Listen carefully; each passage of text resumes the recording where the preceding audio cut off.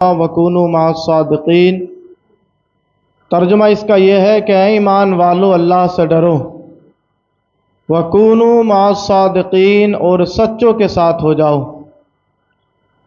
ظاہر سی بات ہے کہ جب انسان ایمان لایا اور جب اس کے دل میں تقوی پیدا ہو گیا، خوف خدا اس کے دل میں پیدا ہو گیا، اب اس پر لازم و ضروری ہے کہ وہ ایسے لوگوں کی صحبت میں رہے کہ جو اس کو اللہ تک لے جائیں، اللہ سے ملا دیں۔ اسی کو قرآن نے کہا کہ اے ایمان والو تم اللہ سے ڈرو اور سچوں کے ساتھ ہو جاؤ۔ اس کا جو اپوزٹ ہے وہ یہ ہے کہ تمہیں جھوٹوں کے ساتھ نہیں رہنا ہے، نہ تمہیں جھوٹوں کا ساتھ دینا ہے، بلکہ جو اہل اللہ ہیں، اللہ والے ہیں، جنہوں نے ہمیشہ سچ بولا ہے، تمہیں انہی کا دامن تھامنا ہے۔ اور آپ کو خوب اچھی طرح معلوم ہے کہ حضور غوث اعظم رضی اللہ تعالیٰ عنہ کس قدر سچے تھے۔ حضور غوث اعظم رضی اللہ تعالیٰ عنہ جس سال پیدا ہوئے ہیں جیلان کے اندر، تو اللہ تبارک و تعالیٰ نے اس سال شہر جیلان میں غوث اعظم کے ساتھ 1100 لڑکے پیدا کیے، اور جو 1100 لڑکے پیدا ہوئے اللہ نے اپنے فضل سے اور غوث اعظم کی نسبت سے ان 1100 لڑکوں کو بھی اللہ نے ولی بنایا ہے۔ تو یہ غوث اعظم کا فیضان ہے کہ اگر پیدا ہو رہے ہیں، اور اس کو یوں بھی سمجھ لیں کہ غوث اعظم کا جو یہ ارشاد ہے کہ صبح قیامت تک جو بھی ولی بنتا ہے وہ کسی نہ کسی نبی کا عکس ہوتا ہے، یعنی کسی نہ کسی نبی کے نقش قدم پر ولی کی ولایت ہوتی ہے۔ کوئی ولی اس کی ولایت حضرت ابراہیم علیہ السلام کے نقش قدم پر ہوتی ہے، کسی کی حضرت عیسیٰ علیہ السلام کے، اور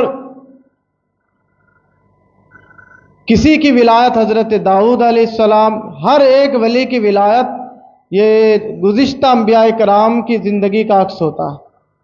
تو حضور غوث اعظم فرماتے ہیں کہ میں جو عکس ہوں اور میں جس کے نقش قدم پر ہوں وہ تاجدار انبیاء ہیں۔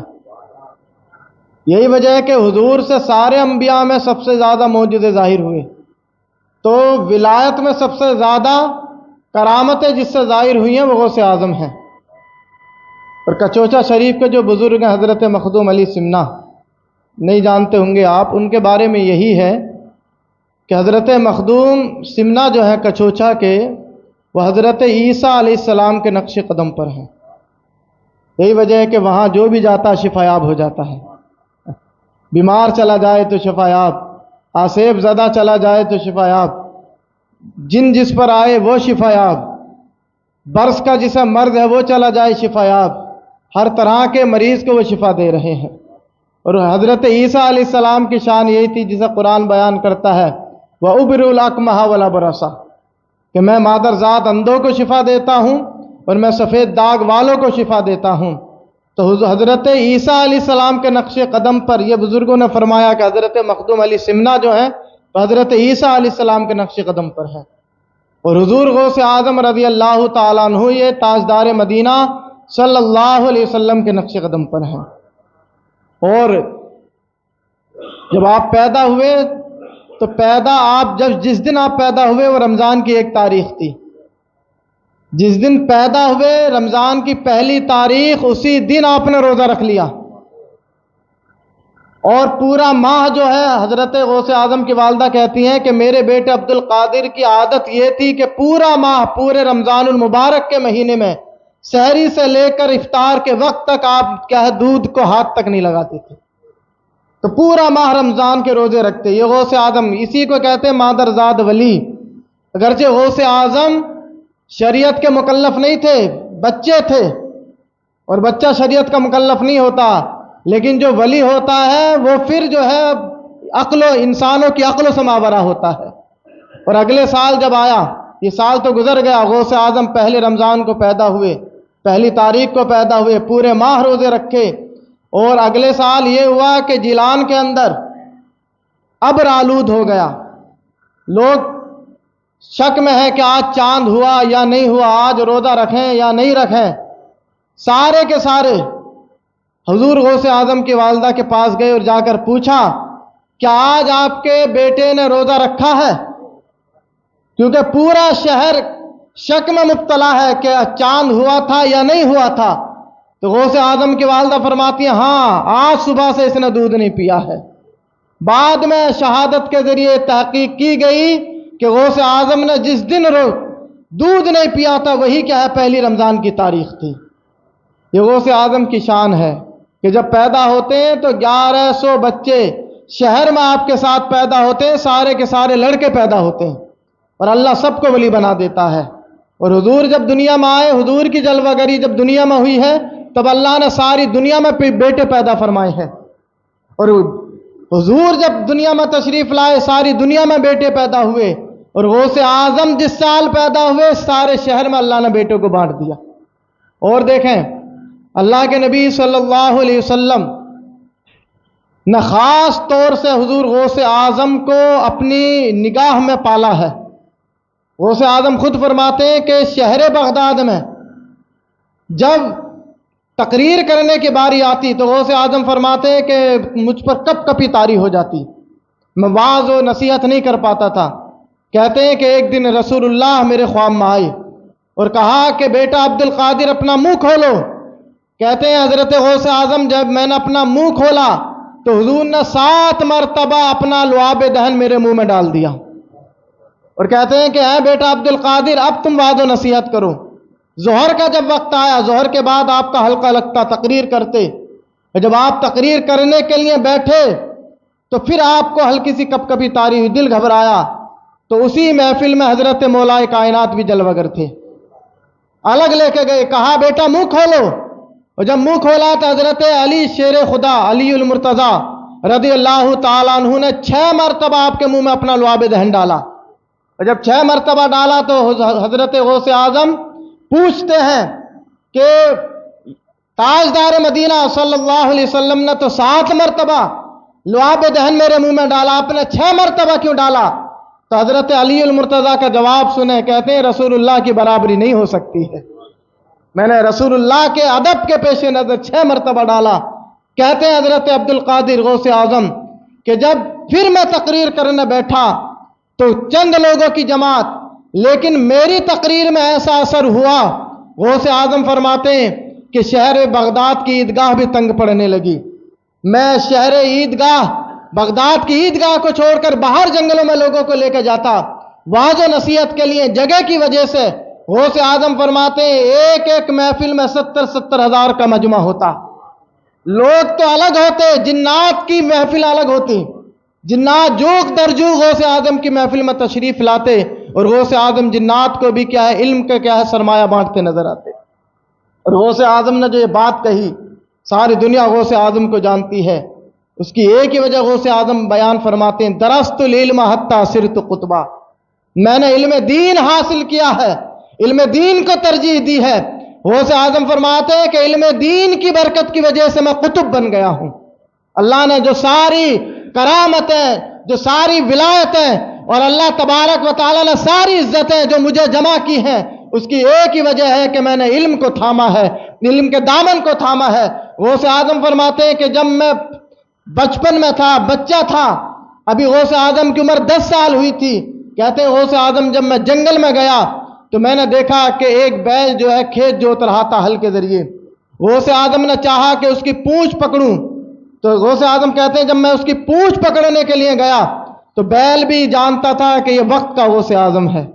مڑ کے کیا جواب دیتا بیل کہ عبد القادر تمہیں کاروبار کے لیے پیدا نہیں کیا گیا، تمہیں کاشتکاری کے لیے پیدا نہیں کیا گیا ہے، ارے تمہیں تو کسی اور مقام کے لیے کسی اور کام کے لیے پیدا کیا گیا ہے.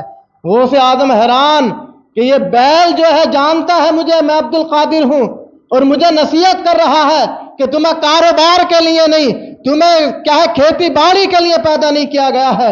غوث اعظم فرماتے ہیں میں حیران و پریشان. اسی حیرانگی کے عالم میں جب میں واپس آیا اپنے گھر کی چھت پر چڑھا اللہ نے سارے حجابات میرے سامنے سے اٹھا دیے.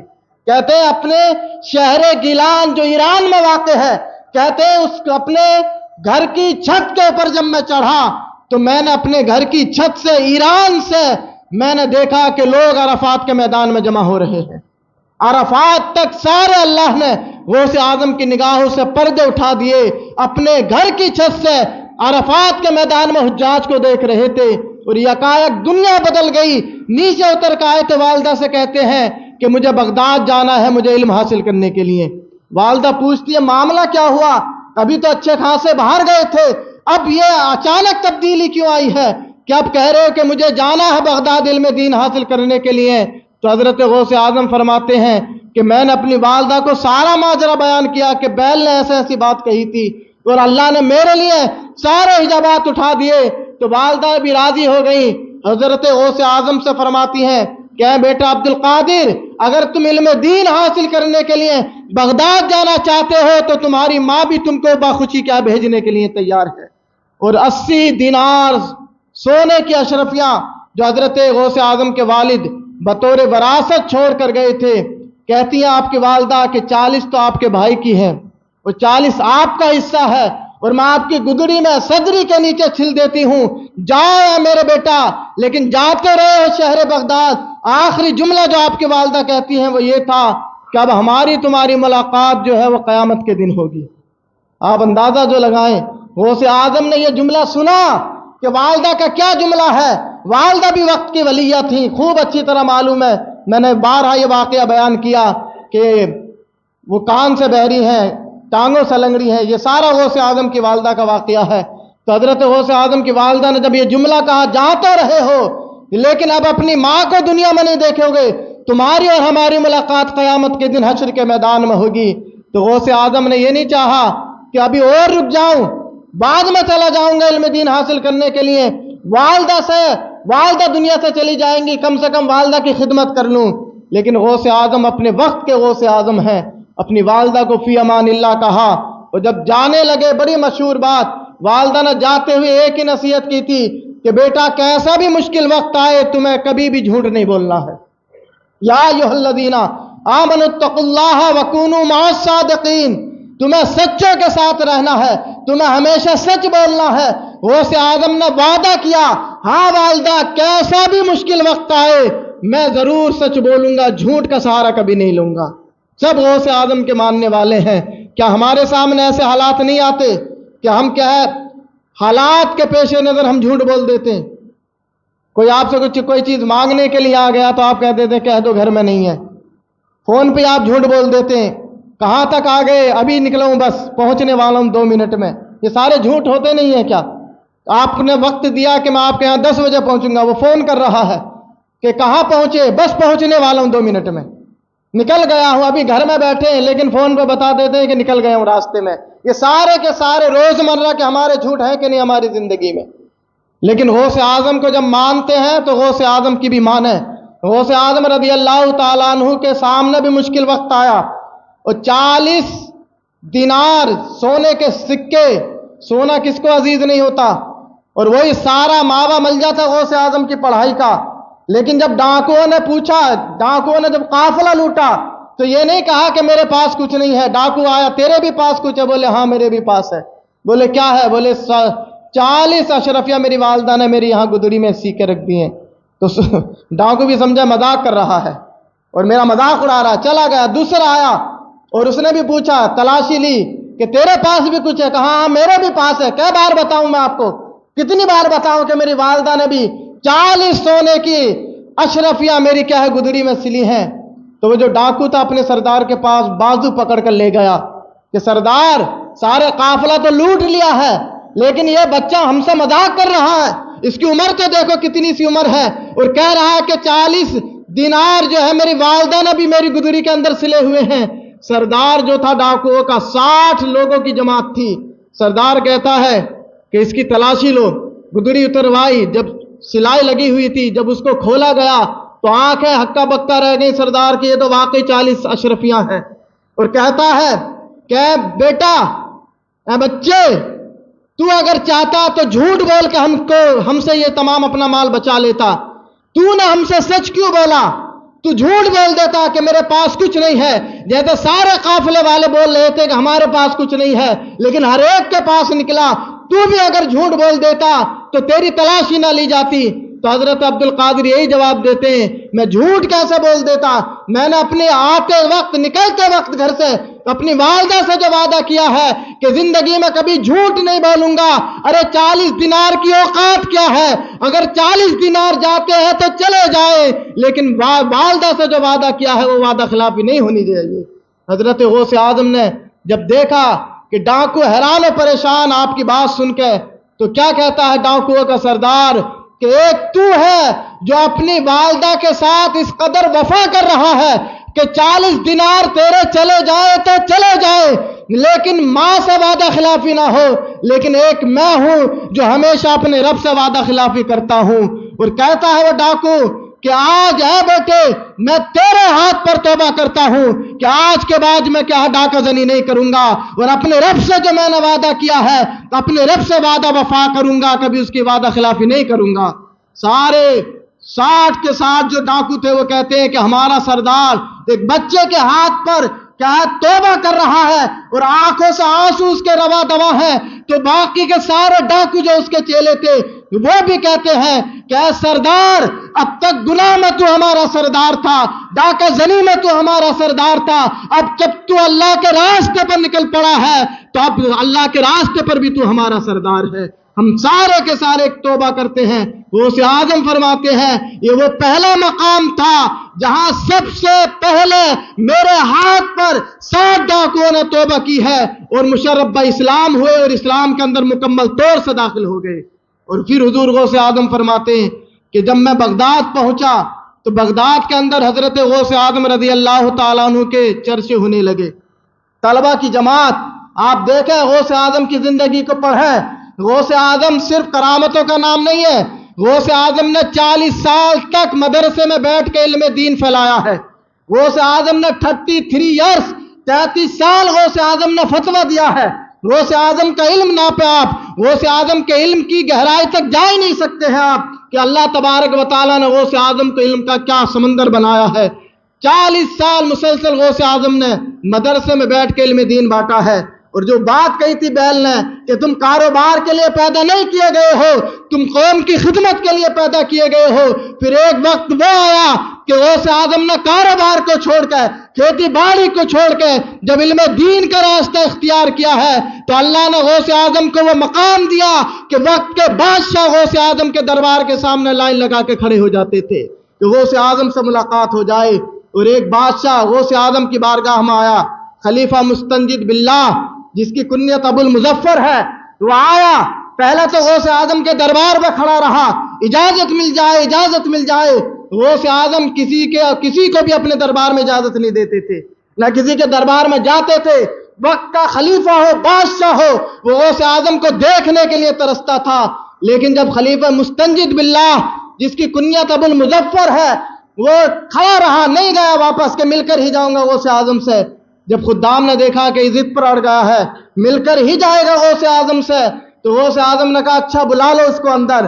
جب اندر گیا باقاعدہ خدام کے ہاتھوں میں تحفہ کیا لے کر آیا تھا، سونے کی اشرفیوں کی تھیلیاں۔ 10 خادم لائن سے کھڑے تھے غوث اعظم کے سامنے، ہر ایک کے ہاتھ میں سونے کی اشرفیوں کی تھیلی تھی۔ غوث اعظم سے کیا عرض کرتا کہ یہ ادنا سا تحفہ میں آپ کی بارگاہ میں لایا ہوں، قبول فرما لیں۔ تو غوث اعظم نے جب انکار کر دیا کہ مجھے تیری اشرفیوں کی ضرورت نہیں ہے، مجھے تیرے سونے کے دینار نہیں چاہیے، اصرار کیا اس نے کہ حضرت قبول فرما لیں۔